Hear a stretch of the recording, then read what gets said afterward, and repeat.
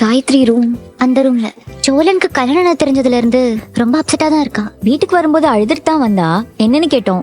அப்பதான் இந்த விஷயத்தை எங்க கிட்ட சொன்னா. உடனே போய் கதவை லாக் பண்ணிக்கிட்டா. இன்னுமே கதவை திறக்கல. காயத்ரி, காயத்ரி, காயத்ரி, நான் சோழனோட வைஃப் நிலா வந்திருக்கேன்.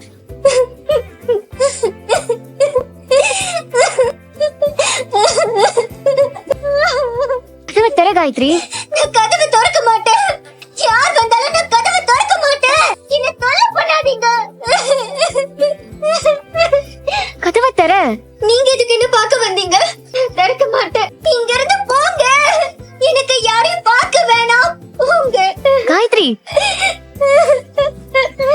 காயத்ரி, நான் உன்னை சோழன் வீட்டுக்கு கூட்டு போக தான் வந்திருக்கேன். கதவை திற ப்ளீஸ். நான் சோழன் வீட்டுக்கு கூட்டிட்டு போறேன். அவருக்கு கல்யாணம் ஆனதெல்லாம் பெரிய விஷயமே இல்ல. நான் எல்லாத்தையுமே உங்ககிட்ட எக்ஸ்பிளைன் பண்றேன். கதவை திற காயத்ரி. அனி, என்ன நீ பேசிட்டு இருக்கீங்க? சும்மா காயத்ரி, நான் சொல்றேன்ல கதவை திற. அவருக்கு கல்யாணம் ஆயிடுச்சுன்னா நீ டென்ஷன் ஆக வேண்டாம். நான் சொல்றேன்ல கதவை திற. காயத்ரி ப்ளீஸ், காயத்ரி கதவை திற. காயத்ரி, நீங்க தான் அவரோட வைஃபா? நான் தான் சோழனோட வைஃப். உன்கிட்ட கொஞ்சம் பேசலாமா? கொஞ்சம் தனியா பேசணும். அல்லவா, நான் காயத்ரி கிட்ட கொஞ்சம் தனியா பேசணும். கொஞ்சம் வெளில வெயிட் பண்றியா? சரி நீ சரி வாங்க. தண்ணி இருக்கா? எடுத்துக்கொடு.